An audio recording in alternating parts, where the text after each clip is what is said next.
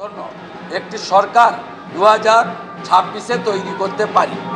আমার বক্তব্য শেষ। আমি একটা পয়েন্ট আপনাদের বলবো, সেটা হলো আজকে একটা ঐতিহাসিক রায় হয়েছে ওবিসি সংরক্ষণ নিয়ে। 76টা মুসলিম জনগোষ্ঠীকে অবৈধভাবে মমতা ব্যানার্জির সরকার হিন্দু ওবিসিদেরকে বঞ্চিত করে রিজার্ভেশন দিতে গেছিল। হাইকোর্ট আজকে স্টে লাগিয়েছে, আমি এটাকে ওয়েলকাম করছি। এবং আমার যে এই উদ্দেশ্য বলা, আজকে কোর্ট যখন হিয়ারিং হয়, ফাইনাল হিয়ারিং ইন্টারিম অর্ডারের, তখন এজি মাননীয় কিশোর দত্ত হাউসে কোর্টে বলেছেন সকলের সামনে যে বিরোধী দল যখন বিধানসভায় মুখ্যমন্ত্রী ওবিসি কমিশনের রিপোর্ট পেশ করেছেন, আলোচনাতে কোনো আপত্তি করেনি। আমরা এটাকে সম্পূর্ণ মিথ্যা বলে বলছি, কারণ বিধানসভাতে মুখ্যমন্ত্রী গত 10 তারিখে কার্যত চোরের মতো লে করে দিয়ে চলে গেছেন বিধানসভা থেকে, কোনো ডিসকাশনের স্কোপ দেননি। আমরা সেদিনও প্রতিবাদ করেছি এবং আমি এই চিঠিটা আপনাদেরকে ছবি করতে বলছি। এই চিঠিটাতে লিডার অব অপোজিশন 11/6/2025 তিনি 319-এ ডিসকাশন দাবি করেছেন। যেহেতু আমাদের সেখানে বলার সুযোগ দেয়নি, আর মুখ্যমন্ত্রী যে লে করেছেন ডিসকাশন হয়নি, এটা হচ্ছে বিধানসভার প্রসিডিংসও আমি তুলে নিয়েছিলাম। কিশোর দত্ত যে কাজটি করেছেন আজকে কোর্টে, আমি আমার লয়ারকে ভোকালতনামা দিয়ে কলকাতা থেকে বেরিয়েছি।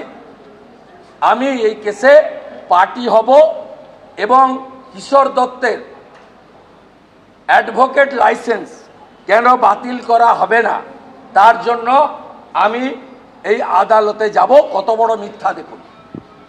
This is the proceedings of the assembly 10 June 2025 আর এটা হচ্ছে 319-এ আমার লেটার। স্বর্ণকার, মালাকার, নাপিত, কামার, কুমোর, এদের অধিকার লড়াইতে ভারতীয় জনতা পার্টি অঙ্গীকারবদ্ধ।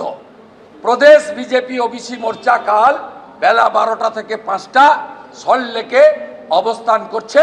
সেখানে ডক্টর মজুমদারও যাবেন, আমিও যাব। কালকে আমরা বলবো। আর আমার কথা শেষ, আপনি বলুন।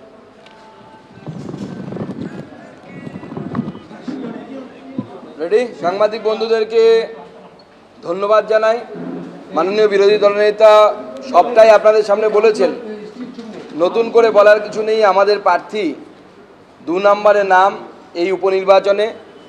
43% হিন্দু ভোটার এই বিধানসভাতে আছে এবং আমরা মনে করি, আমরা বিশ্বাস করতে ভালোবাসি যে এখনও কিছু রাষ্ট্রবাদী মানুষ আছে, অন্যদিকেও আছে, তারা ভারতবর্ষকে ভালোবাসেন, ভারতবর্ষে থাকতে পছন্দ করেন, ভারতের খেয়ে অন্যের গুণগান গান না। কিছু মানুষ আছে, আমি এখনও বিশ্বাস করতে ভালোবাসি। যদি না থাকে তাহলে এটা আমার দুঃখ হবে যে আমি বিশ্বাস হয়তো ভুল করেছিলাম। তাদের সকলের কাছে অনুরোধ, আমাদের প্রার্থী কার্যকর্তা 2 নম্বরে নাম, তাকে 2 নম্বরে পদ্মফুল চিহ্নে ভোট দিয়ে বিপুল ভোটে জয়যুক্ত করুন এবং তার সাথে সাথে আপনার প্রতিবাদ রেজিস্টার করুন। যেটা বিরোধী দলের হয়ে ভোট করাতে আপনার প্রতিবাদ রেজিস্টার হবে। কার বিরুদ্ধে প্রতিবাদ? শুভেন্দুবাবু বললেন যে ওবিসি এর মাধ্যমে মাননীয় মুখ্যমন্ত্রী মুসলিম সম্প্রদায়ের 97টি গোষ্ঠীকে ওবিসিতে আনতে চাইছেন। এটা কি মনে হচ্ছে যে ওবিসি রিজার্ভেশন নিয়ে গন্ডগোল হচ্ছে? আদপে পুরো বিষয়টা হচ্ছে on the basis of religion, অর্থাৎ ধর্মের ভিত্তিতে রিজার্ভেশন দেওয়ার চেষ্টা, ব্যাকডোর দিয়ে। সামনে দিয়ে দিতে পারবে না, কারণ সংবিধান বিরোধী কাজ, সংবিধানে আটকে যাবে। তাই পেছন দিক দিয়ে নিয়ে এসে ধর্মের ভিত্তিতে রিজার্ভেশন দেওয়ার ব্যবস্থা করেছে। ঠিক এই রিজার্ভেশন 1946 সালে সেই সময় জিন্না দাবি করে ভোটিংয়ের ক্ষেত্রে এবং দেশ ভাগ হয়। অর্থাৎ দেশকে ভাগ করার, হিন্দু মুসলিমকে ভাগ করার চক্রান্ত মমতা বন্দ্যোপাধ্যায় এবং তার দল সোহরাবর্দী করছে। মমতা বন্দ্যোপাধ্যায়ের বিরুদ্ধে বিজেপিকে ভোট দেওয়া মানে এর বিরোধিতা করা।